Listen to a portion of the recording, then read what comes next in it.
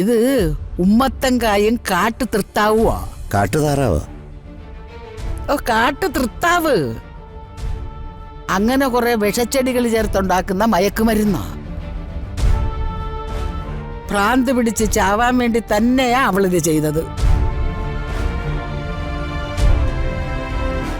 പക്ഷെ ഇതിനൊരു പ്രതിവിധിയുണ്ട്. രാജു, നമുക്ക് ശ്രീയെ ഒരു സൈക്കാട്രിസ്റ്റിനെ കാണിച്ചാലോ? സൈക്കാട്രിസ്റ്റിലെയോ ഭ്രാന്താശുപത്രിയിലോ നിങ്ങൾ എവിടെ വേണേ കാണിച്ചോ. അതിനു മുമ്പ് ഇത്തരം കാര്യങ്ങളിൽ എനിക്കുള്ള പിടിപാട് എന്താണെന്ന് ഞാൻ പറഞ്ഞുതരാം. അല്ല, ഞാനാരാണെന്ന് വേണു ആശാന് കൃത്യമായിട്ടറിയാം. അമ്മയുടെ അച്ഛനൊരു പേരുകേട്ട വൈദ്യരായിരുന്നു എന്ന് ഞാൻ കേട്ടിട്ടുണ്ട്. അതെ, പാൽക്കാവടി പത്മനാഭൻ വൈദ്യര്. പാൽക്കാവടി പത്മനാഭൻ വൈദ്യരോ? അതെന്താ?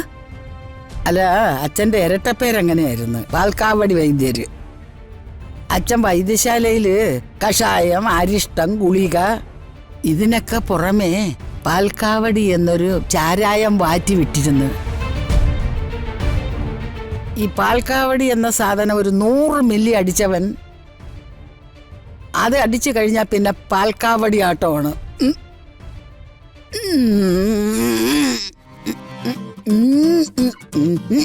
ഒന്ന് നിർത്ത്. ചുംബന വളവിലാണ് എൻ്റെ അച്ഛൻ്റെ വൈദ്യശാല ഉണ്ടായിരുന്നത്. ഈ ചുംബന വളവില് ഒരു സന്ധ്യ കഴിഞ്ഞാൽ പിന്നെ എല്ലാരും പാൽക്കാവടിയാട്ടോ. അല്ല, ഈ പാൽക്കാവടി കുടിച്ചിട്ട് പലർക്കും ഭ്രാന്ത് പിടിച്ചിട്ടുണ്ട്. അവരെ അച്ഛനാ ചികിത്സിച്ചത്. ആ അച്ഛന്റെ ഒരേ ഒരു അസിസ്റ്റന്റ് ഞാനാ.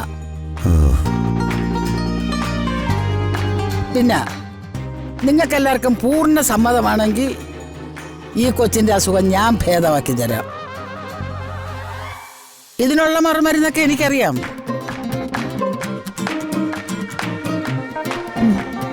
സൈക്കാട്രിസ്റ്റിനെ കാണിച്ച പോരെ രാജു? അവര് പിന്നെ സെഡേഷനുള്ള മരുന്നൊക്കെ കൊടുത്ത് ശ്രീ ഒരു പേഷ്യന്റ് ആക്കും. എടാ, ഇവർക്ക് വൈദ്യമൊക്കെ അറിയാം. എന്തായാലും ആയുർവേദം മതി. അത് നിങ്ങൾ തന്നെ ചെയ്തോ? അല്ല, ഇതിലൊരു കാര്യം ഞാൻ പറഞ്ഞേക്കാം. ഇന്ന് വൈകുന്നേരം മരുന്ന് കഴിച്ചാൽ ഒരു അരമണിക്കൂറിനകം മാറുമെന്നൊന്നും നിങ്ങൾ വിചാരിക്കരുത്. ഒരല്പസമയം എടുക്കും. അമ്മേ, വേദന മാറിയ മതി. ആ കാര്യത്തിൽ ഞാൻ ഓക്കെ.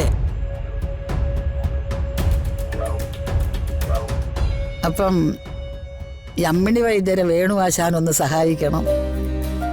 ഈ വേണു എന്ത് ചെയ്യണമെന്ന് വൈദ്യര് പറഞ്ഞാൽ മതി. അതായത് കഷായം, ഗുളിക, ലേഹ്യം, തിത്തകം ഇതെല്ലാം ഉണ്ടാക്കാൻ ഞാൻ കുറെ മരുന്നുകളുടെ ലിസ്റ്റ് പറയും. അത് ആശാൻ എഴുതിയെടുക്കണം. അത് എന്നിട്ട് ആശാൻ എനിക്ക് സംഘടിപ്പിച്ചു തരണം. അതൊക്കെ ഞാൻ ഏറ്റു. അതെന്താ പ്രിയേച്ചി ഇങ്ങോട്ട് വരാത്ത? അതിന്റെ പേരാണ് അസൂയ.